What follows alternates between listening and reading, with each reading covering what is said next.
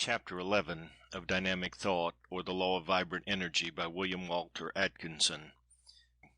Chapter 11. The Theory of Dynamic Thought. From the preceding chapters we have learned that 1. The forms of force or radiant energy known as light, heat, magnetism, and electricity are modes of motion, arising from the original motion of the particles of substance, molecules, atoms, corpuscles, or electrons, and that such original motions of the particles arises from the operation of the law of attraction. 2. That the forms of attractive force or energy known as gravitation, cohesion, adhesion, atomic attraction, chemical affinity or chemism, and corpuscular attraction also arise from the operation of the law of attraction. 3. That from the above it follows that all manifestations of force and energy in inorganic substance, viz., both radiant energy in its forms of light, heat, magnetism, electricity, etc., and also attractive energy in its forms of gravitation, cohesion, adhesion, chemical affinity or atomic attraction, and corpuscular attraction, arise from the operation of the law of attraction.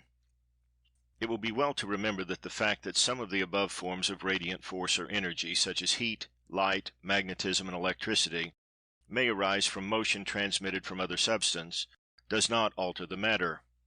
For if they arise from waves from some other substance, it merely follows that the original motion that gave rise to the waves arose from the operation of the law of attraction. Or if they arise from interrupted motion, it merely follows that the motion that is interrupted may be traced back to original motion that arose from the operation of the law of attraction. So that all mechanical power, and all the forms of energy or force producing the same, omitting for the moment the forms of energy or force of living organisms, which will be described later on, arise from the operation of the law of attraction.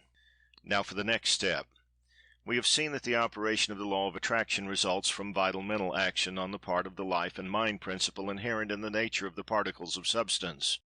Consequently, all forms of energy and force arising from the operation of the law of attraction, the latter being the result of vital mental action, then it follows that all forms of energy and force having its origin in the law of attraction are manifestations of vital mental action. But this is not all, for we have not considered the energy and force abiding in and manifested by what are called living organisms, such as human, animal, and plant life, which are manifested by the physical organisms or bodies of man, animal, and plant. In order to avoid a long digression into the realms of biology, we will omit all but a passing reference to the theories that seek to identify the action of the cells of organic life with those of the particles of inorganic life. For remember that organic substance has its molecules, atoms, and corpuscles, as well as its higher combinations known as cells, and we will seek the ultimate source of all forms of force and energy exhibited by organic life in that which lies back of physical action.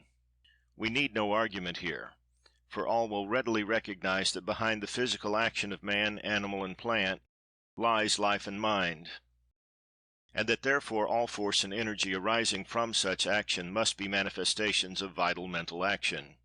And so, summing up our conclusions regarding force and energy and motion and then in organic substance, we arrive at an understanding of the basic proposition of the theory of dynamic thought, which is as follows.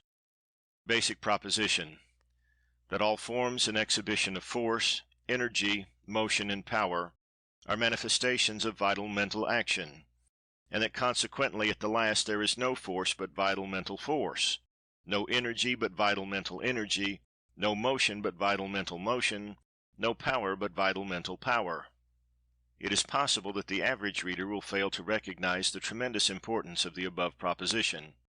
It is most revolutionary, and is not only directly opposed to the materialistic theory which makes matter the dominant factor, the only factor, in fact, in life, but it is also far different from the opinion of the average person who has been taught to think of blind force, dead matter, mechanical energy, power of machinery, engines, etc. And yet you are invited to go back over the path that leads up to the theory and test and examine every bit of the road for weak spots, insecure bridges, etc. The writer feels that the work will bear examination. He thinks that he has succeeded not only in proving that 1. The universe is alive and thinking, and 2. That mind is dominant, but he believes also that he has made at least partially understandable the old occult and metaphysical aphorism that has been heard so much in these later days, the statement that all is mind, mind is all. The only fact needed now is proof of the old occult theory that matter or substance blends gradually into mind, and that in the end is found to have its origin there. So far science has not given us this proof, but it begins to look that way, although science does not dream of what lies at the end of the road she is traveling. She tells us that she sees matter melting into force or energy, and that perhaps the universe may be found to be energy or force at the last. But she ignores the fact that her investigations have already proven, to those who know how to combine them, that mind is back of force, that all force is mental force at the last. And so, you see, it is not so far a cry from matter to mind in these days of the 20th century. The bridge is being erected by the materialists, but the mentalist will be the first to cross over it. But there are many important questions ahead of us for consideration in relation to the theory of dynamic thought, and we must hasten on to them. One of the first questions that must be considered is that of the transmission of force, energy, or motion.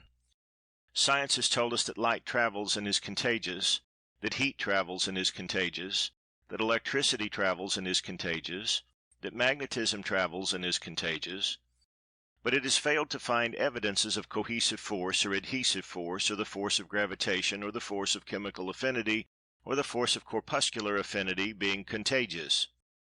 And although it recognizes that they must travel beyond the limits of the bodies manifesting them, yet it has hazarded no theory or hypothesis worthy of the name to account for the phenomenon.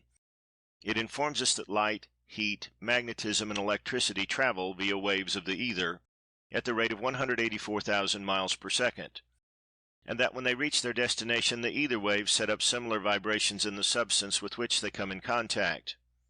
The only explanation of the method or medium of travel is the Aristotle's ether theory, which, while generally accepted as a working hypothesis, nevertheless brings a broad smile to the face of any thoughtful scientist who considers it in detail.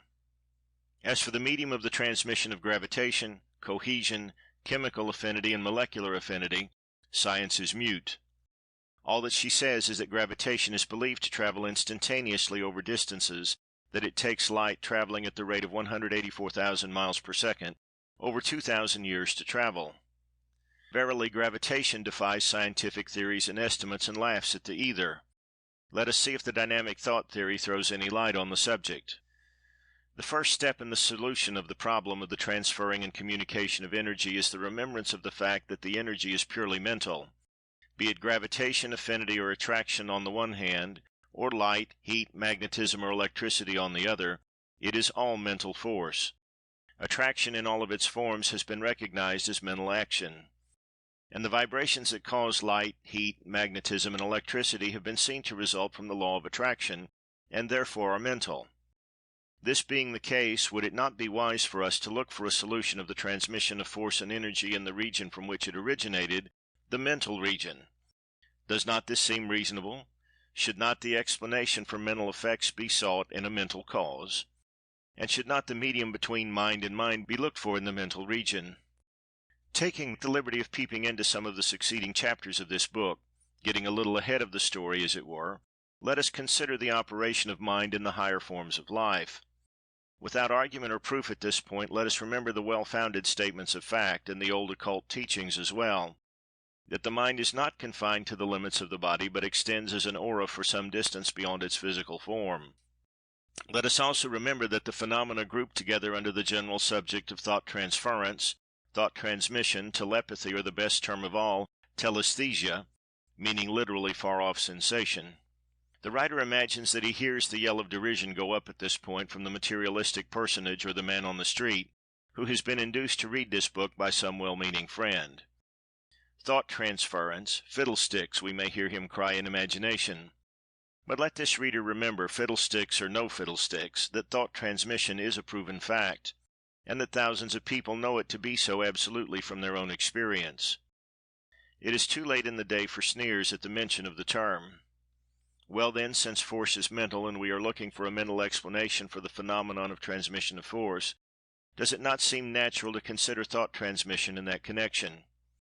Answering a possible objection of some critical reader to the effect that before a sensation may be received the receiver must have sense organs, A very good objection, but one that is answered by science itself. Let us read on. Haeckel, the distinguished scientist, in his endeavor to prove that man's senses are but a development of something in inorganic life, has called our attention to the fact that molecules and atoms are capable of receiving sensations and responding thereto. He makes quite a point of this in his latest works, and remarks, among many other things, showing his positive view on the subject of sensation in the inorganic world. I cannot imagine the simplest chemical and physical process without attributing the movements of the material particles to unconscious sensation. And again, the idea of chemical affinity consists in the fact that the various chemical elements perceive the qualitative differences in other elements, experience pleasure or revulsion at contact with them, and execute specific movements on this ground. He also quotes approvingly the remarks of Nageli, who said, if the molecules possess something that is related, however distantly, to sensation, it must be comfortable to be able to follow their attractions and repulsions, uncomfortable when they are forced to do otherwise. Haeckel also says that in his opinion the sensations in animal and plant life are connected by a long series of evolutionary stages with the simpler forms of sensation that we find in the inorganic elements, and that reveal themselves in chemical affinity. Is not this strong enough? Perhaps we may now be permitted at least to assume that even the atoms, molecules, and corpuscles have something like sensation. Someone may now object that Haeckel speaks of contact between the particles, and that sensation by contact even in an atom is far different from the sensation without contact at a short distance. Quite right. But if the objector will take the trouble to review the teaching of science regarding the relation of the particles, he will see that the particles are never exactly in contact except in moments of collision, which, by the way, they carefully avoid. The corpuscles, as we have shown, have plenty of room in which to move about, but they move in orbits around each other. The atoms combine, but there is always room between them, as may be seen by reference to the teachings regarding the ether, which fills up the cracks according to the theory. And the molecules also have plenty of room, as may be seen by reference to that part of the subject, particularly to the comparison of the drop of water magnified to the size of the earth, in which the molecules would appear about the size of the original drop, with more room between each than their own size. In fact, as we have been shown in a previous chapter, the particles are attracted only to a certain distance, at which they resist the impulse or attraction and stand off a bit. They will not be forced too near without creating disturbances and manifestations of force, and if they are separate beyond a certain distance the attractive power ceases to operate. But there is always some room between them, and they bridge over that room and exert and receive the attractive power in some way. This is true not only of the particles, but of the great bodies, like the earth and planets, that are attracted and attract over great distances.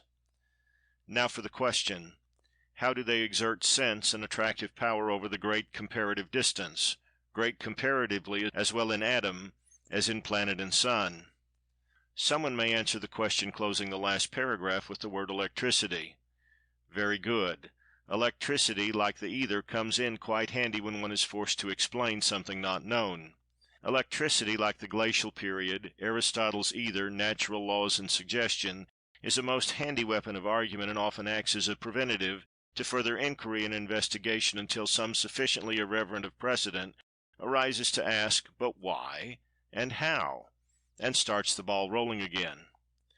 But electricity will not answer in this case, for the rate of the travel of electricity is well known, 184,000 miles per second, which, fast as it is, assumes the crawl of a slow freight when compared with the instantaneous rate of travel of gravitation. And then electricity requires a medium, and gravitation does not. And in many other ways the two are seen to be totally different. And in the case of the space between the atom and molecule and corpuscle, it is no more reasonable to say electricity than it would be to say heat or light, and magnetism is not available for obvious reasons. Remember that electricity, light, and heat are caused by motion resulting from attraction, and the child cannot procreate the parent. Heat, light, and electricity may beget each other, and they do, and gravitation may procreate heat, light, and electricity, but heat, light, and electricity cannot procreate gravitation, never, and light, heat, and electricity require replenishing from the common source of energy, but gravitation is self-sufficient and asks no replenishing or storage battery or powerhouse. Electricity, heat, and light come and go, appearing, manifesting, and disappearing, swallowed up by each other or by substance, but gravitation is always there, unchangeable, unwavering, immutable, invariable, something above matter and force, something majestic, awe-inspiring, sublime? Does it take a wild flight of the imagination to see that this something that is not matter and not force must be a manifestation of mind? Let us first apply this idea of thought transference to the operation of the law of attraction between the corpuscles, atoms, and molecules of substance, particles of substance. Particles are believed to move to or away from each other in accordance with the workings of attraction and affinity in its varying degrees. First, they must desire to move. Not desire in the developed sense that we feel it, but still elementary feeling or inclination or tendency, call it what you will. But it remains rudimentary mental emotion, an E-motion, leading to motion. This is not a pun. Look up the meaning of the word emotion and you will see its application. Then following the desire comes the action in the direction of gratifying it. The particles act to gratify desire in two ways. Acting at a distance, remember, they exert the attractive force which the writer believes to be mental force transmitted by mind, projection, a mental or psychic bond or connection being thus established. By means of this bond of mind the particle endeavors to 1. Draw itself to the object, and 2. To draw the object toward itself. In the case of the molecule this desire and movement seems to be mutual and evidenced by and to all molecules alike, providing they be within molecular distance, as science calls it. But in the case of the atoms it seems to be different, for there is found a greater degree of choice or elective affinity. This election or choice is not altogether free, but depends upon the relative likes and dislikes of certain kinds of elements, as we have seen in previous chapters, although to be sure these elements are all made out of the same stuff in different combinations. The details of corpuscular attraction are not known, so it cannot be told whether preferences exist, or whether, in the words of the street, all corpuscles look alike to each other. It would appear, however, that there must be some reasons for preference among the corpuscles, else they would always form in the same combinations, always act alike to each other as they are alike in other actions, and thus there would be but one element or kind of atom formed instead of the 75 already known. To be sure, in this case it might be that the one kind of atom formed would be the atom of hydrogen, and that all other elements or atoms were modifications of that one, just proving the dream of the scientist of the 19th century. But as Kipling would say, that is another story. To return to the particle which we left trying to draw the other particle to itself and itself toward the other, there is no material connection between them, and electricity and magnetism will not answer, so what is to be done? Evidently the particle knows, for it exerts a drawing power or force by means of the mental connection, and the two come together. The particle evidently is able to exert a repelling or moving away power by reversing the process, the mental bond acting as the medium. This may cause a smile because we have never seen an instance of bodies pulling themselves together by intangible bonds. Haven't we? Then how about two pieces of magnetized steel or two electrified substances? Oh, that's different, you say. Why different? Isn't the bond intangible? And haven't we seen that both electricity and magnetism were mental actions also? Yes, that's it. Perhaps the attracting force is magnetism or electricity. No, that will not do, for we have seen that electricity and magnetism were products of this attraction, not producers of it. The attraction must come before electricity and magnetism, not after them. You are mixing cause and effect.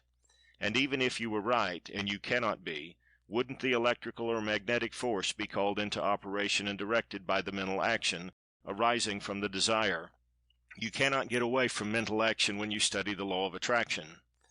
But how about the fact that the heat causes particles to change their vibrations and draw apart, and all that sort of thing, and electricity likewise, you may ask?